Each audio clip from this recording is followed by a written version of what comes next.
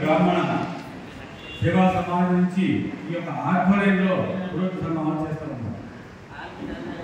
ఈసారి పట్టణ పురోహిత సంఘం లేకపోవడం అంటే ఫామ్లో లేకపోవడం కాకపోవడం వలన బ్రాహ్మణ సేవా సంఘం జిందాబాద్ ఆధ్వర్యంలో కార్యక్రమం నిర్వహణ వీడియో చేస్తూ ఉన్నది కానీ పేరు పట్టుకోవాలి. నిజంగా చాలా సంతోషం. ఇప్పటిదాకా బ్రాహ్మణ ఐక్యత బ్రాహ్మణ సంఘ అభివృద్ధి ఏ విధంగా జరగాలని కాబట్టి మనం మాట్లాడాం. ఆ విషయంతో రాబోతున్నాను. సంఘాలు ఏర్పడిన తర్వాత సంఘంలో ఉన్న సభ్యుల బాగోగులు చూడడానికి వాళ్ళ అభివృద్ధి పడవలసిన బాధ్యత సంఘాల నాయకులు. కానీ దురదృష్టం సంఘం ఏర్పడిన తర్వాత ఆధిపత్య పూర్వం మనం పోరాడుతున్నాం. సంఘం పెట్టిన ఆధిపత్య పూర్వం కాదు. ఎవరైనా సరే తమ సంఘ సభ్యులకు ఏమైనా ఇబ్బంది అయితే ఏమైనా ఆపద వస్తే సర్వకాల సర్వావస్థ లేదు. ఏదో ఒక రోజు కరోనా వచ్చిందని కాదు, ఏదో ఒక రోజు వాళ్ళకి జ్వరం వచ్చిందని కాదు. ప్రతి వ్యక్తి కూడా ఇప్పుడు సమాజంలో ఏదో ఒక ఇబ్బంది ఉంది. మనం కూడా పురోహితులు బ్రాహ్మణులు, కానీ ఈ సభ్య సమాజంలో సభ్యులు రకరకాల ఇబ్బందులు మనకు ఉంటాయి. ఈ మధ్య నాయకుడు ఒక వ్యక్తి వచ్చినాడు, మన బ్రాహ్మణ పెద్దలు నాకు డిమాండ్ చేసినాడు. అతను ఒక దగ్గర డబ్బులు తీసుకున్నాడు, 2 లక్షల రూపాయలు. ఇంట్లో ఇబ్బంది ఉంది, వడ్డీ కట్టకపోతారు అవతల వారు పెద్ద వ్యక్తి పేద నేను చెప్పాను.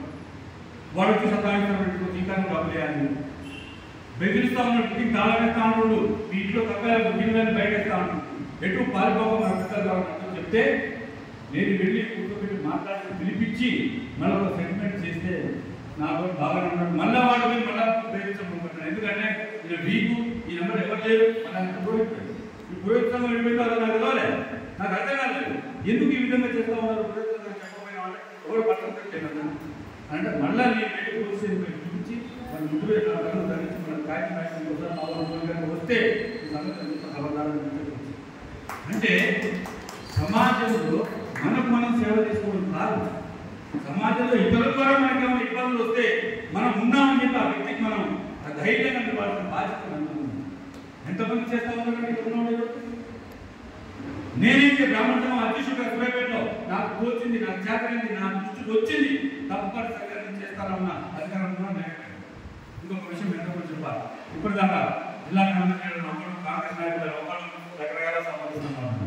నేను ప్రప్రథమంగా బ్రాహ్మణుని మీ ప్రతినిధిని తర్వాతనే కాంగ్రెస్ పార్టీ పెట్టాను.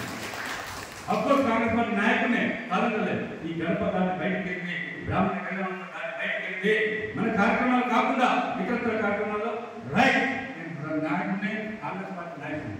అది ఖచ్చితంగా నేను కాంగ్రెస్ పార్టీ నాయకుడిని మాత్రం బ్రాహ్మణ సంఘంలో రాజకీయాన్ని చొప్పించలేదు. ఈ రోజు కాదు, 2 సంవత్సరాలు బ్రాహ్మణ సంఘం తీసుకున్నానే ఏ రోజైనా నా పార్టీకి నా నిలబడే పార్టీ నాయకుడికి ఓటు వేయడం మెసేజ్ చెప్పినా, ఎవరితో పర్సనల్ చెప్పినా. ఎందుకంటే నా బ్రాహ్మణ సంఘం లాగానే ఉండాలి. నా బ్రాహ్మణ సంఘం సమాజంలో మెసేజ్ పంపించే విధంగా ఉండాలి. ఈ బ్రాహ్మణులతో ఒకటి మమ్మల్ని పేరు కూడా పిలవరు అంటే అది దయచేసి మీరు అర్థం చేసుకోండి. నేను ఎన్నడూ కార్యక్రమ సమాజం ఎందుకు పనిచేసినప్పుడు పెట్టుకోవాలని అన్నట్టున్నారు. ఎప్పుడు ఇదే పేరు సార్ నా ఇంటి నుంచి 2 సంవత్సరాలు పెద్ద పంచాయతీ ఏమైనా ఎందుకు పెట్టట్లేదు నాకు బాధేసింది. నాకు కూడా మనసులో ఉండింది. కార్యక్రమ సమాజం జబర్దస్త్గా పెట్టాలి. ప్రతి సంవత్సరం బ్రహ్మాండంగా తెలంగాణలో కాదు ఆంధ్రప్రదేశ్లో ఉన్న నాయకులందరినీ కూడా పిలిచి సూర్యాపేట పిలిపించి కార్యక్రమ సమాజం తీసుకున్న సందర్భం చాలా. ఎందుకు బంద్ చేసిన అనుకుంటారు? నేను మొదలు పెట్టగానే రాజకీయ నాయకులు పిలవాల్సిన పరిస్థితి వచ్చింది.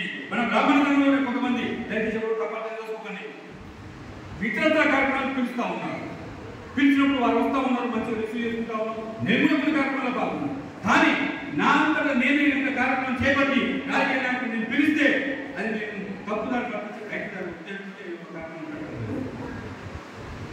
అంటే నేను మరొకసారి విజ్ఞప్తి చేస్తా ఉన్నాను.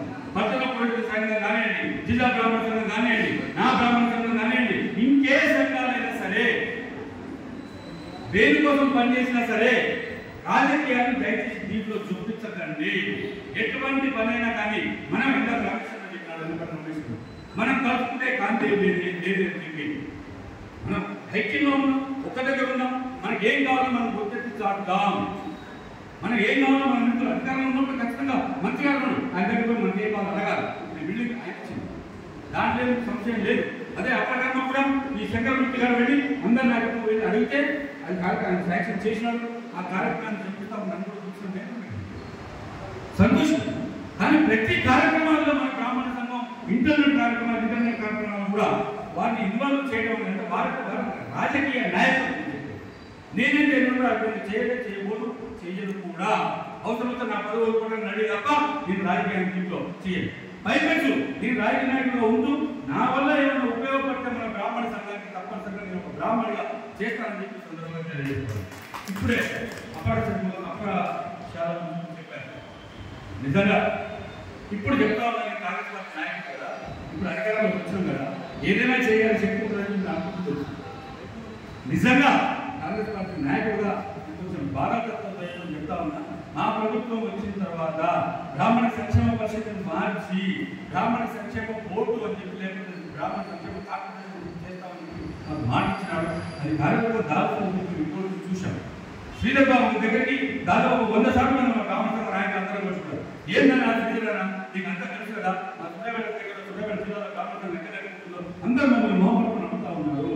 అసలు మన గవర్నమెంట్ వచ్చి కాదు ఎందుకు బ్రాహ్మణ దుస్థితి ఏర్పడుతుంది, కేసీఆర్ గవర్నమెంట్ మంచిగా అందరూ అంటున్నారు కదా, ఇప్పుడు ఎందుకు మనం చేయలేకపోతున్నాం? మీకు ప్రేమ లేదన్నా, ముఖ్యమంత్రి గారి ప్రేమ లేదన్నా, లేదా ప్రభుత్వ పాలసీ అయినా చెప్పండి మాకు క్లియర్గా అంటే లేదు 100% మన మీద ఉన్నది. ముఖ్యమంత్రి గారు ఈ సంక్షేమ పరిస్థితి చూస్తే కొన్ని రకాల ఇబ్బందులు ఉన్నాయి, దాన్ని మార్చి ఈ యొక్క కార్పొరేషన్ సంక్షేమ కార్పొరేషన్ చేస్తే పూర్తి కాలం చేయడం డైరెక్టర్ నియమించి అలాగే కొన్ని ఫండ్స్ ఇచ్చి చట్టబద్ధత కల్పిస్తే బాగుంటుందని చెప్పి ఆలోచన చేద్దాం. మా కార్యక్రమం ఏ విధంగా ఉండాలని చెప్పి నాకే ఒక చెప్పి నేను దాని నుంచి ఆలోచన చేస్తా ఉన్నాను.